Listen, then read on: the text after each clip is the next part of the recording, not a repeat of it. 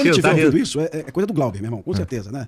O Glauber puxou esse assunto. Tu não mandou o link pra ele não, antes de vir? Mas os caras são perigosos nesse nível, assim, que não dá pra falar deles, pô. Cara, sabe por que é? Pelo seguinte, você pode reparar, ninguém cita o nome dos caras e ninguém fica direcionando a conversa pra eles, né?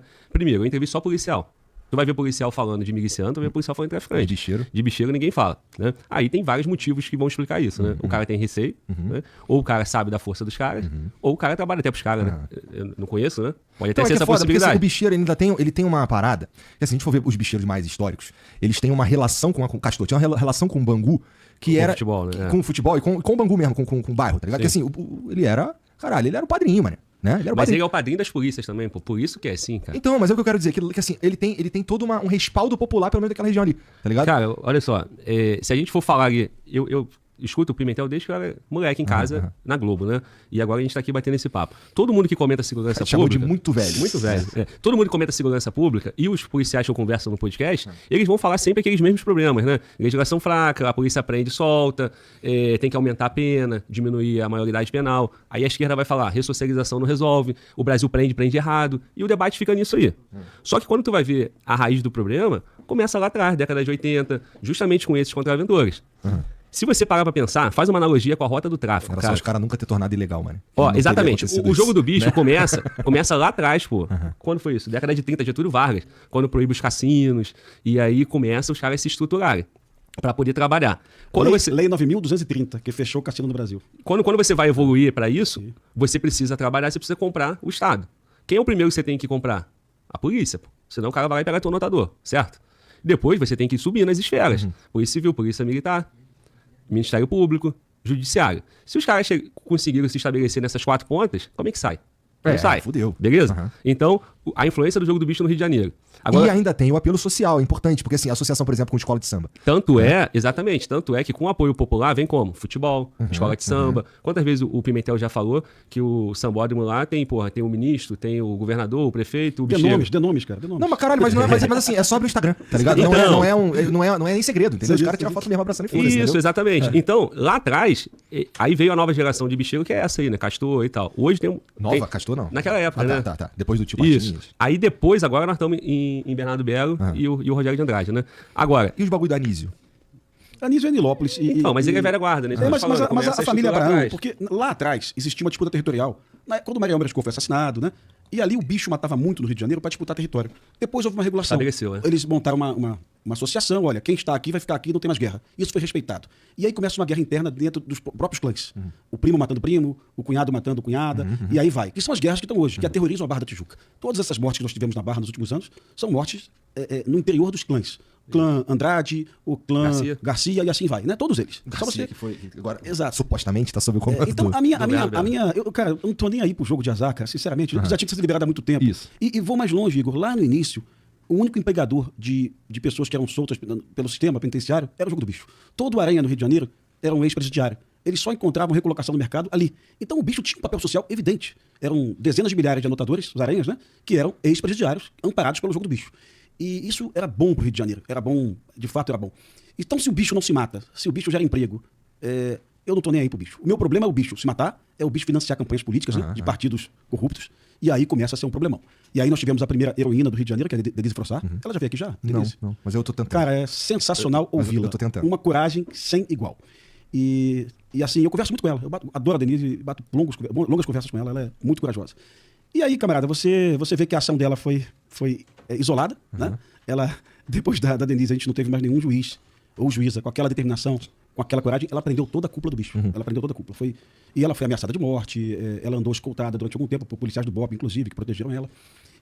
Mas o exemplo dela não foi seguido nem por promotores, tampouco por juízes, tampouco por desembargadores e também por ministros das Supremas Cortes, STJ e STF. Então, esse é o problema, né? Por que não foi seguido? Né?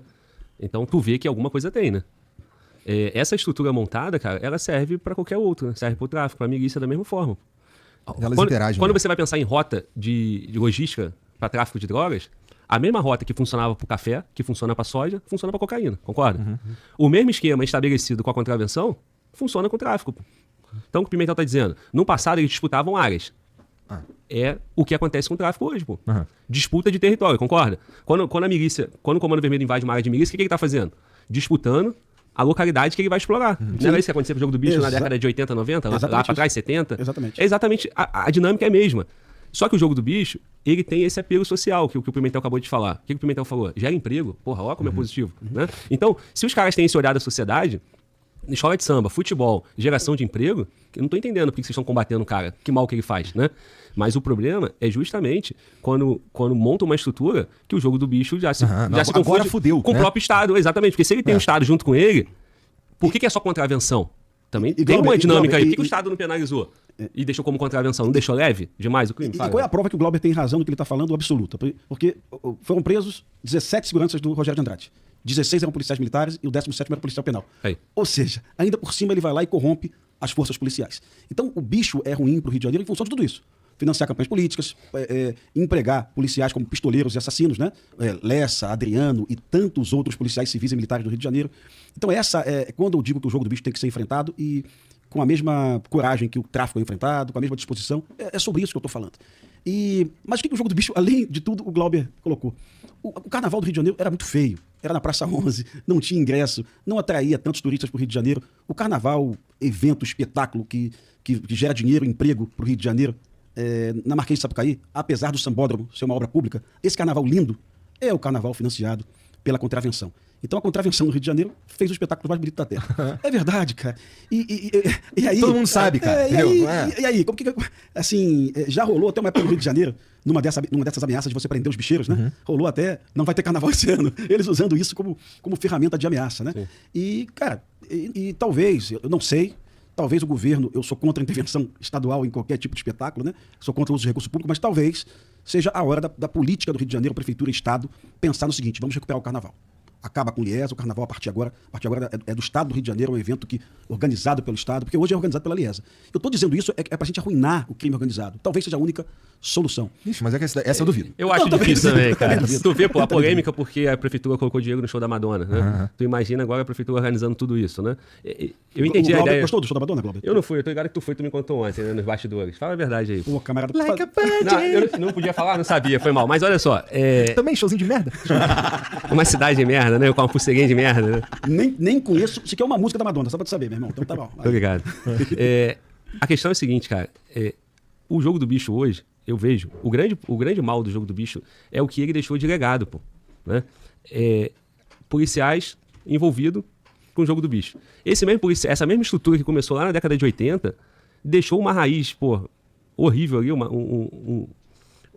confundindo, cara, a cultura da polícia civil, a cultura da polícia militar, a cultura do Estado do Rio de Janeiro. Aí quando chega o boom do tráfico de droga, o mesmo que funciona pro jogo do bicho, os caras aplicaram junto com o tráfico de drogas, irmão. É aquele raciocínio que eu tava tentando te mostrar. Lá atrás tinha disputa pela contravenção, agora tem disputa entre milícia e tráfico. Só que é o seguinte, quem tinha que combater o jogo do bicho lá atrás era a polícia, o Ministério Público, toda a estrutura de Estado, certo? O Judiciário. Esses caras, o jogo do bicho, movimenta muito dinheiro, concorda? Porra. Demais.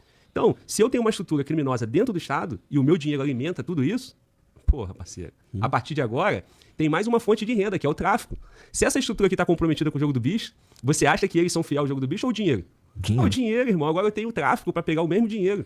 Então, se eu sou de uma delegacia ou de um batalhão de polícia e eu pego o dinheiro do jogo do bicho, eu tô vendo um traficante ali de fuzil vendendo droga, tu acha que eu não vou lá pegar o dinheiro dele também? O que o Glauber quer dizer é verdade. O jogo do bicho apresentou corrupção ao aparato policial do Rio de Janeiro. Montou a estrutura e deixou a estrutura viciada na sacanagem. E você, Glauber, você só esqueceu um lance muito importante.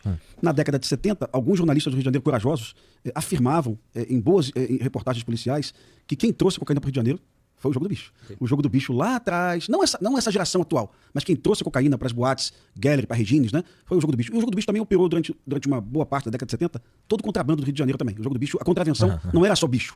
Então, assim, e vou te falar, Igor, isso aconteceu no governo militar, tá? Então, não é... A culpa não são esses governadores que foram presos recentemente, não. Isso é bem anterior. O Glauber tem uma teoria de que a polícia... Eu sei que a polícia é corrupta, eu concordo com o Glauber o tempo todo sobre isso. O Glauber tem uma teoria que a polícia é bem culpada por todo esse processo. Mas eu vou dizer para você e para o Glauber, Igor, você só consegue arquivar um inquérito policial na delegacia se o promotor deixar. Você só consegue arquivar o inquérito se o juiz deixar.